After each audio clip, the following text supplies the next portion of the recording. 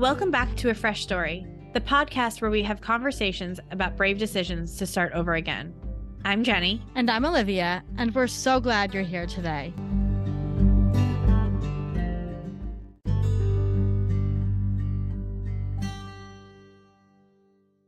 Hello, sister. How are you? Hello, how are you? I'm okay. I'm a little congested, which we were just talking about. I'm yawning a lot because I'm congested, but I'm fine.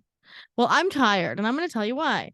I was in bed happily resting this morning when a 6.5-year-old came to my door, opened it widely, and started yelling at me because I didn't have meatballs for him.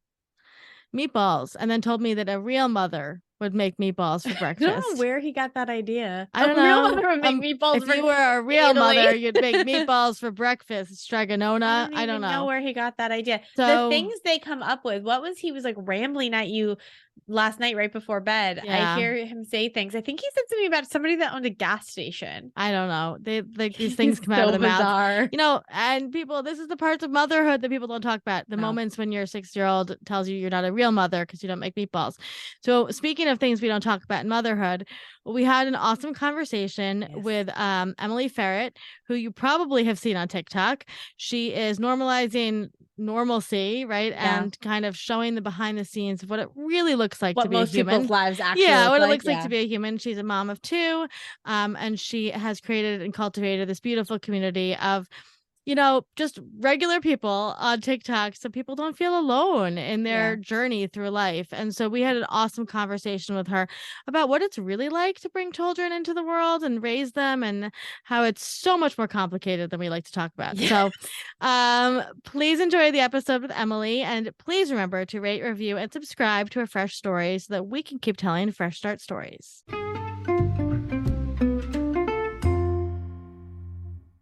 Emily Feret, like the animal, is a 30-year-old stay-at-home mom of 2 who loves to normalize normal on her social media platforms by talking about motherhood, body image, marriage, and more with no filter.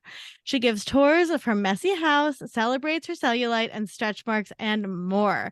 You have definitely seen Emily on TikTok. That's where we independently found her on TikTok, sending each other the TikTok videos. I think I sent Olivia one. I was like, look, her house looks like yours. Yeah, exactly. Because I'm a mom of 2 and definitely a messy house. We're thrilled to talk to her today because, you know, here at Fresh Starts, we're all about talking about authenticity and the real stuff. And Emily is the queen of that. And I'm also, from a social media standpoint, just really curious to talk to her about marketing and social media and all the fun stuff that comes with going viral. So, Emily, we're thrilled you're here today. I'm so excited to be here. How are you doing? How are you doing today? I'm doing great. I'm doing good. I'm excited. It's an early morning recording, so we're all like, we've got the energy. Yeah. Why don't you take us back to the beginning of your Fresh Start story? Yeah, so I would definitely say I kind of had a fresh start in motherhood, which is almost like a weird thing to say because you think, oh no, I have the babies and now I'm a mom and that's your fresh start. But I actually feel like I kind of had a redo moment about 2 years in. My daughter is 4, she's going to be 5 this year. My son is 2, he'll be 3 later this year. So when I had my daughter, I was kind of the the idea of what perfect motherhood was in my brain. Like I had a baby that slept really well and I was annoying and lost weight while I was pregnant. And back to that, you know, I bounced right back to that pre-baby body. I was even smaller actually. And I just was like, this is perfect. This easy is peasy. Yeah. meant to do. And I was that kid when I was like, you know, 12 to 14 was like, I'm going to be a mom, a stay-at-home mom. That's what I want to do. I'm going to be amazing at it. So then when that experience kind of mirrored my idea of what motherhood was going to be, I was like, yeah, I need to have like 10 kids. Like, this is my calling. Like, this is what I'm meant to do. It's so easy for me. And then I got pregnant again and life humbled me as it often does. But I got pregnant. I had a almost 2-year-old that stopped napping. And then the pandemic hit. And I always say I'm the stay-at-home mom that hates staying at home. Like I was always on the go, and that's what feeds and helps my mental health and really fills me up. And I was suddenly unable to do that. Like we were a family that went into true lockdown. I didn't even go to the grocery store. Yeah. So all of a sudden my mental health just like was terrible, and I was having like panic attacks, and had a toddler that wasn't sleeping, and the pregnancy was way more physically demanding and high risk, and I was doing everything alone, and it was so much. And all of a sudden I couldn't keep up with the house anymore. I was, hormonal and mood swings, and I had a two-year-olds are tough so anyway. hard. Really That's tough. so hard. Yeah. I did the same thing. I was pregnant. My older one was 2.5 when I was pregnant with my little second one. Nobody talks about how hard it is to parent a toddler while you're pregnant. Yes. Yeah. And she wasn't napping, and she was, they're becoming independent, all of the things. Right. And, and it just kind of went like, I went from feeling like I'm so good at this to, wow, maybe I'm not as good as I thought. And it was that time when a lot of people, I joined TikTok. And because what else were we doing? That's when I joined too. I was like, I'm home. And it created this awesome sense of community and fun, and really gave us relief from what was going on in the real world. And so I joined TikTok, and I made some silly quarantine themed videos and was just kind of having fun with it. And I was scrolling, and I saw all of these like really put together people with put together homes and organized pantries and baking cookies in slow motion, dancing with their children. I'm like looking around my house going like, wow, I'm not good at this. I have failed as like a wife and a mother. And I'm like, do not have my stuff together here. And I thought I did. So something happened. I'm no longer good at it. And I placed a lot of value in that, in what I brought to those relationships of being a wife and a mother was, do I have a home cooked meal every day? Are my kids eating like organic food? And am I doing all the activities in my house clean? Like that stuff wasn't happening. And so I felt like I was not bringing a lot to the table anymore. Yeah. And so honestly, I don't know, other than maybe to help my own sanity. As a joke, I did almost like an MTV style cribs tour my house, very joking Barbie tour guide voice, and showing kind of the chaos that was my home. Yeah. And the crib that my kids never slept in, filled with laundry and bottles that I just found under the couch that I was afraid to open. And I mean, anything under the sun, just kind of showing like, I'm a hot mess. Let me share that. And here's what I'm feeling. And it went viral pretty quickly. Yeah. And so I just kept doing it. And what I found was a lot of people relating to it and being like, wow, thank you. Because I felt like I was failing too, but seeing someone out there saying this is normal helped me so much.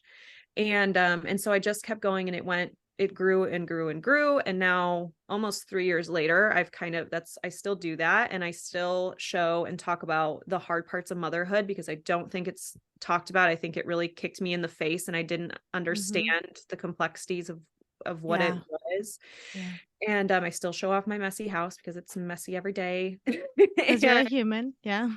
And so that was kind of my fresh start of realizing that my value as a mother and a wife and a person was not tied up, or had nothing to do with how clean my house was or how organized I was, or stuff like that. So well, that takes a lot of trying to think of a word that's not the word I want to use, cojones, to which was the word I wanted to use in a different language. It takes a lot of cojones to do that. And I just like, where did that come from? That you were like, I'm just like, were you worried about being judged? Were you worried that your mom would see? I don't, like, I'm just super curious. Because I think that it is really vulnerable. And I think the great thing that I think why we all connected with TikTok during the pandemic was because for whatever reason, people feel more comfortable being vulnerable over there than Instagram and authentic. And so I'm just wondering like where that like, strength came from. Honestly, I feel like the response helped. I think had I put out that video and it had gone viral, and everybody had been like, dang, you are gross, you're lazy. Because there's always that. There's always comments like that. but the response was so positive, and I saw that it was helping people, that it became easier to do the next time and easier to do the next time. And when you share yourself, like having a breakdown in your closet because you're so overstimulated by your kids, and you've got thousands of parents and mothers going, oh my gosh, I did that today too. Thank you for sharing that. It gets easier and easier to share because you're seeing how it is helping and connecting people. I think it could have gone really differently though. If I had shared that first video and gotten nothing but negativity, I probably wouldn't have done it again, honestly. Yeah, I mean, I don't have kids, but I'm a very involved aunt, and I've observed the shit show that being a parent is. And I think it's like, I've always told people, like, the furniture that you have when you have little kids, like, just be ready to get rid of it because it's going to be covered in pee. Like, if you think that your house isn't going to be covered in pee, you're fooling yourself. You don't know. So gross. And it's so gross. And, I think of Olivia posted, probably because of you, honestly, a video of our dad at her house sweeping her floor. And our dad is a very like Harvard graduate, like well-composed, like small Jewish man, and he's in like a nice clothes, and he's on his hands and knees, like sweeping her floor because washing the floor, sweeping, washing the floor. Yeah. And so many people were like, I wish I had a dad like this. Yeah. This is beautiful. And then other people were like, well, maybe you're single because you don't know how to clean a floor. And it's like, wow, guys, let's unpack that, Yeah. The internet can be I have such a love-hate relationship with it because it's given me so much, and I've built this amazing community, and it's all these helpful things, and I've seen all this cool stuff happen to people. And then on the other side of it, you have people just ready to attack you for anything. It doesn't matter what you post. No. Just so it can be really hard to put real aspects of your life out on. It's really, really vulnerable. And I just want to applaud you for that. Like, you took a risk, and I'm glad it paid off, because I think it positively impacted so many people. That had a really vibrational effect. But I'm curious to about and you don't have to answer anything, but relationship wise with your husband, obviously you're still together, so probably this idea that being a good wife and a good mother meant a fresh dinner probably didn't come from him. Like, how did that work out, if you could talk about that? I think I think it's societal. For sure. My mom is super independent woman, and all these things. So I don't think it was the way I was raised. I don't think that. I think it was just that idea of like, especially the stay-at-home mom aspect. Like in my brain, it's like, well, that is your job. Your job is to clean the house. Your job, and I have totally changed my mind on that. But that was like, it's also painted that way, like I said, in society. And I see that in my comments a lot of like, well, what else are you doing? Like, you have time. Your house should be clean. There's literally no excuse. I get that all the time. It's interesting. I was just rewatching the Mindy Project, and there's an episode of the Mindy Project. I'm gonna have to get the title. If you haven't seen it, if you've never seen the show, you can just watch this one episode. And essentially, Mindy Lahiri becomes a stay-at-home mom, and she tries so hard to do the cleaning and look beautiful and be sexy and the whole thing. And it falls apart. And so she says to her fiance, then you stay home. And he tries to do it, and he ends up having to call his mom in to help, right? Because it's so fucking hard. I think that's something we talk about this a lot, because my boys are 6 and 9. I'm a single mom, and motherhood is one of those things that we do talk about a lot, but we also don't talk about it a lot. Right. So there's aspects of it that we don't talk about. And I'm of your ethos that, like, it's so important to talk about the hard stuff, because new moms especially are going to be like, wait, nobody told me about this. Right. So like, I always tell new moms, you're going to have intrusive thoughts, right? You're going to think about hurting your kid. It's going to happen. Like, I don't know what to tell you, like, it is going to happen. And like, this is what you do if you need to get help. Right. So did you have, when you were like a new mom or going through all this, did you have a group of friends around you, or who was your support system? I mean, I have some family that lives close, and my mom was close. My parents aren't retired. So luckily I did have a group of friends that we kind of all had this life paths happening at the same time. So we all kind of got married at the same time. Then we all kind of started having babies close enough. But I think what really That's all it is. It's talking about the real of it and not being afraid to say that. And honestly, all it takes is one time of you being like, oh, yeah, I forgot to brush my kids' teeth last night and I let them watch TV to bed. And you have like another mom go, oh, yeah, me too. And you go, oh, Of course. okay. Like Yeah. all it takes is that like kind of one person saying like, I do this and it's okay. And like, it's normal. It's normal to be overstimulated. It's normal to have to like literally lock yourself in a room while your kid's screaming on the other side of it. Like these things happen. And it's not talked about. People don't want to go to like a playground and talk to a new mom and be like, yeah, did you like whip your child's toy into the playroom out of anger? Did your child smack you in the face today? Right. Yeah. Exactly. So there's this cultural narrative that like, and this is, I think, a capitalistic thing. Talk about capitalism a lot in this podcast, but I think comes from capitalism that there's this idea that motherhood is supposed to be natural. It's supposed to be nurturing. It's supposed to come like to you, and you're supposed to have sort of be this like earth goddess mama once you have a baby. And that is because they've stripped our village away, right? Because and so it's this idea that it's supposed to be super like instinctual and visceral, and you're just supposed to understand how to do it, and you'll know what to do, and you'll know how to breastfeed the baby. And you know what? Nobody expects that of dads. Nobody expects that of dads.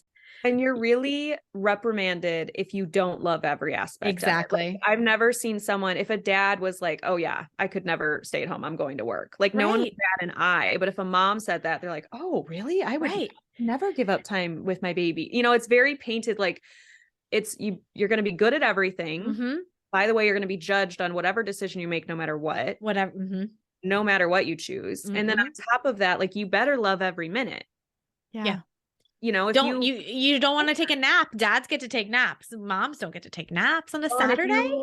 And it's like the mom's expected to take off work if the child is sick. And if you are, if you complain about it, you just get shot back with, well, you'll miss these days when they're gone. They're only little once. Right. And it's like, okay, well, I just won't, talk about it then. If that's, why would I vent if all I'm going to get back is, oh, well, it's okay. And I don't feel like it's talked about enough. And people are like, well, I've seen too, people say like, well, don't scare people away. And it's like, if you are determined to have children, nothing I say will scare exactly. you away. 100%. I saw a Twitter thread the other day of a guy that was like, he was going at it for clout, but he was like, serious question, moms. Like, how are you feeling postpartum depression if you wanted that kid? And it's like, okay, wow. And it's like that. And that's the thing, right? Women are afraid to say it because then they're afraid somebody will go, well, didn't you want this? You chose this. Oh, that's a big one. Yeah. You chose this. Why have children?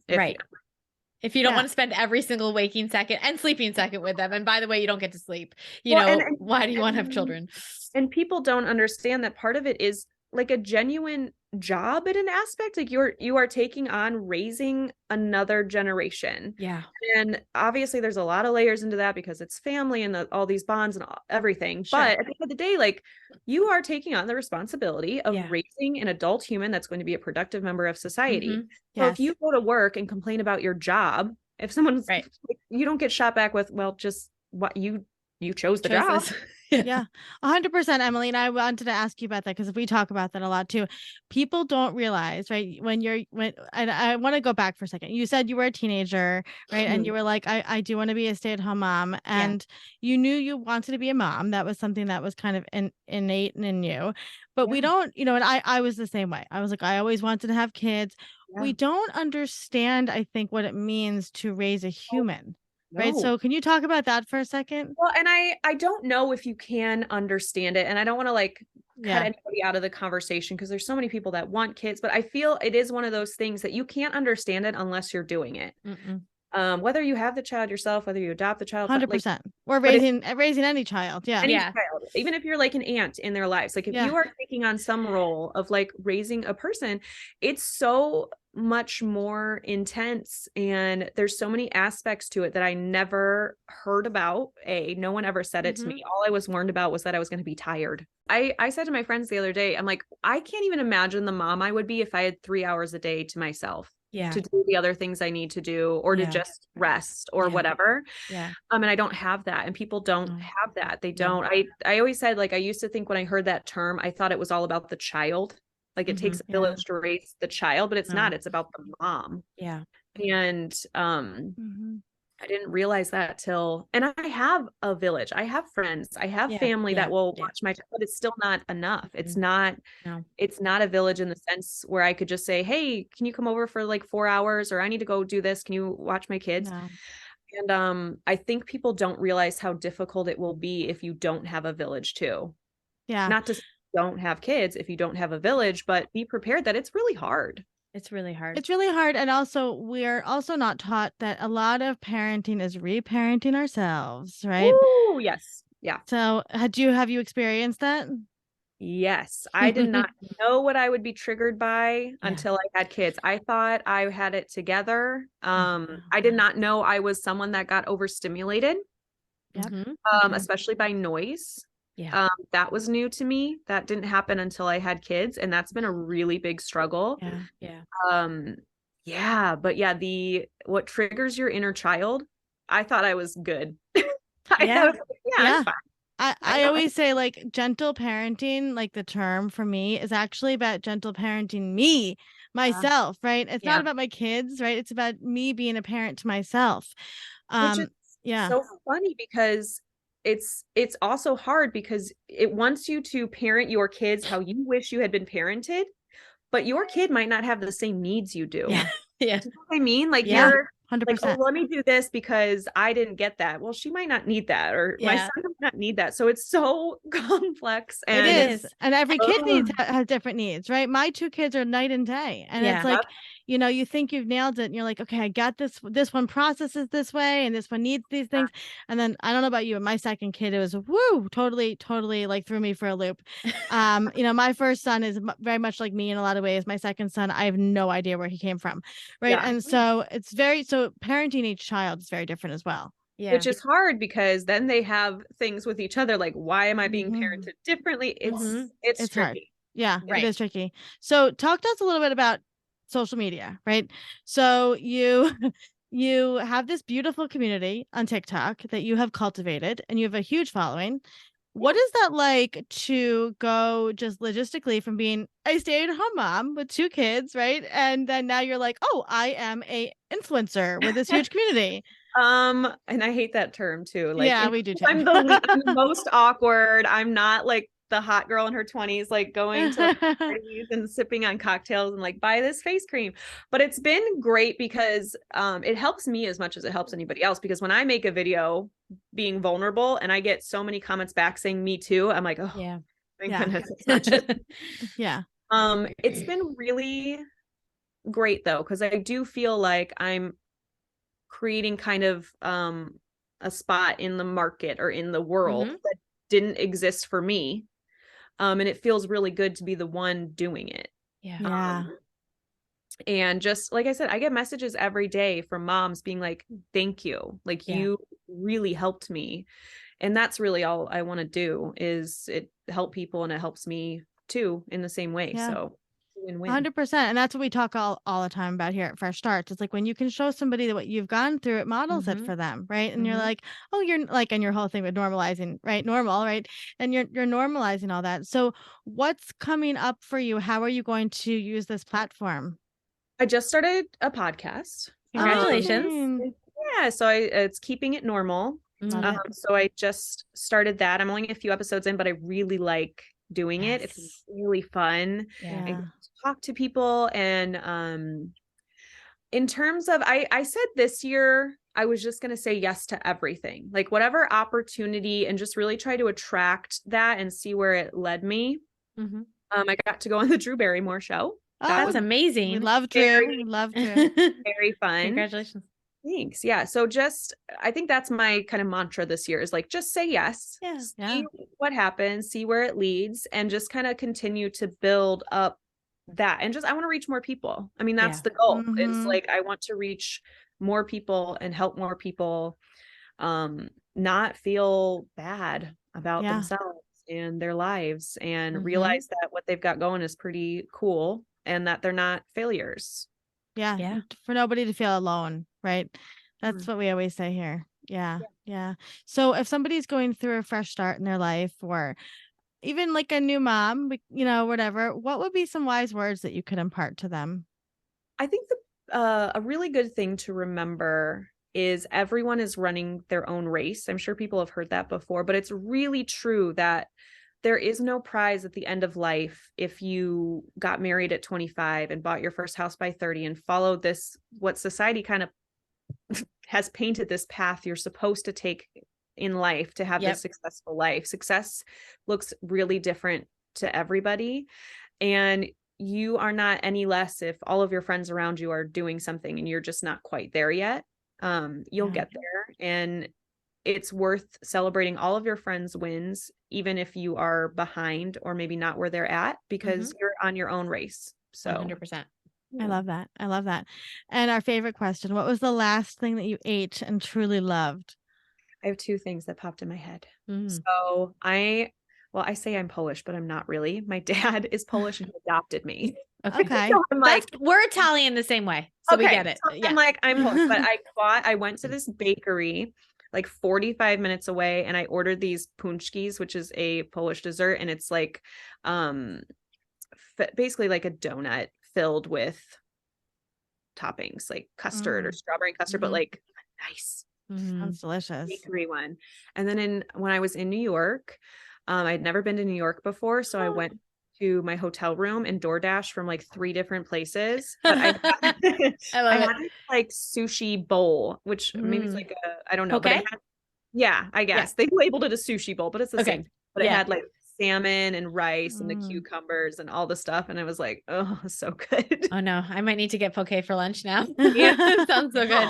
I love that. Well, Emily, it was such a pleasure chatting with you. And, we just are so obsessed with what you're doing, because our whole thing here and the reason we built Fresh Starts is that so nobody feels alone during a life change. And I love that you're providing this platform for moms, because I know it can be really lonely and isolating. And just to know that there's somebody going, hey, you're not alone. I got my arm around you. We're going to do this together is so beautiful. And that truly is what's going to shift the narrative and help people, be okay in the long run. So thank you for doing what you're doing. Thank you guys for having me.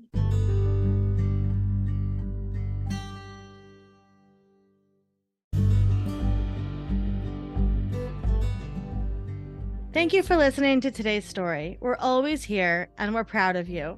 Until next time, brave one. A Fresh Story is brought to you by Fresh Starts Registry, the first and only platform for everything you need to start again. You can read the show notes and learn more about today's episode at freshstartsregistry.com/podcast.